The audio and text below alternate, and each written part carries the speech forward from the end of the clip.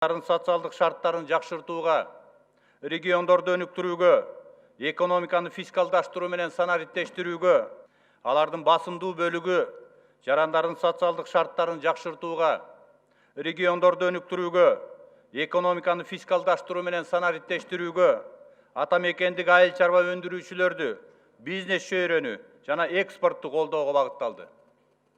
Белгилей кетсем, президентибиз Сооронбай Шарипович Жээнбековдун жүргүзгөн таза, ачык саясаты, маанилүү мамлекеттик маселелерди ишке ашырууда калктын чечкиндүү колдоосу менен түшүнүүсүн тапты. Президенттин коомчулук менен болгон ачык айкын жана түз диалогу өлкөдө коомдук тартип менен стабилдүүлүктү камсыз кылды. Бул биз үчүн абдан маанилүү. Ал эми өкмөттүн ишин карасак, сиздер билгендей эле дүйнөлүк экономиканын глобалдашуусу бүгүнкү күндүн мыйзам ченемдүүлүгү.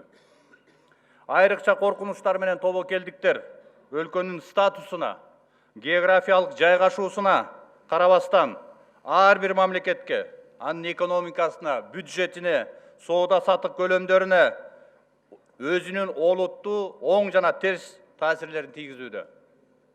Эл аралык валюта фондунун, дүйнөлүк банктын, экономикалык өнүгүү жана кызматташуу уюмунун жана башка эл аралык каржы институттарынын маалыматтары боюнча, эгерде 2018 жылы дүйнөлүк экономиканын өсүшү 0,2% төмөндөсө, 2019 жылдын жыйынтыгы боюнча анын 3,5%дан 2,5%га чейин төмөндөшү болжолдонууда. Урматтуу депутаттар, көбүңүздөр тажрыйбалуу экономист, финансист, бизнес чөйрөнүн өкүлдөрүсүздөр, ошондуктан сиздер муну абдан жакшы түшүнөсүздөр деп ойлойм.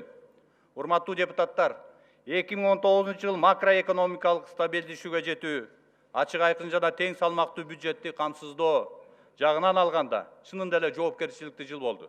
Өкмөттүн позициясы дүйнөлүк экономикадагы төмөндөөлөрдүн бардык кесепеттерин биздин экономикага минималдаштыруу, макроэкономикалык абалды стабилдештирүү жана өлкөнүн социалдык экономикалык өнүгүү темптерин сактоого өбөлгө түздү. Мындан улам өлкөнүн экономикасынын ички дүң продукциясы 2018 жылга карата туруктуу өсүштү көрсөттү.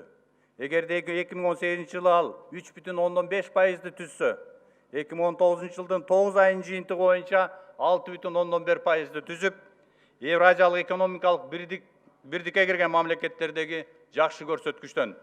Сиздерге белгилүү болгондой, тышкы соода жүгүртүүнүн түзүмүндө акыркы жылдары импорт, экспортко үстөмдүк кылып келген.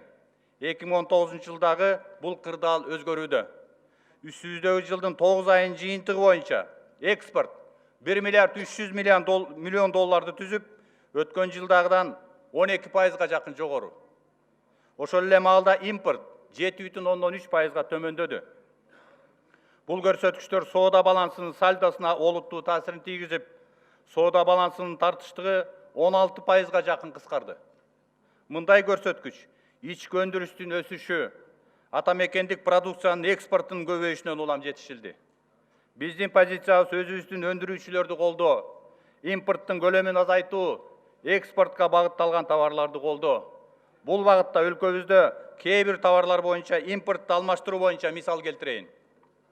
Мисал үчүн текстиль боюнча импорт 21,15%га азайды, экспорт 37,4%га көбөйдү. Же болбосо өндүрүш 30%га өстү. Цемент боюнча, бул жерден биздин урматтуу депутаттарыбыз да бар, салымын кошуп аткандар. Импорт 5%га чейин азайды, экспорт 41%га көбөйдү. Өндүрүш 10%га чейин көбөйүп атат. Териден жасалган буюмдар 2,5 эсеге импорт азайды, 2,8 эсеге экспорт көбөйдү. Же болбосо бул тармакта өндүрүш 13%га өстү. Биз мындан ары да бул саясатты улантып, экономиканы көз карандыктан чыгарышыбыз, ага толук шарттарды түзүп беришибиз керек. Чет элдик түз инвестициялардын динамикасы олуттуу жакшырды. 2019 жылдын 6 айынын ичинде 394 миллион доллар инвестиция тартылып, 2018 жылдын 6 айына салыштырмалуу 59%га жогорулады.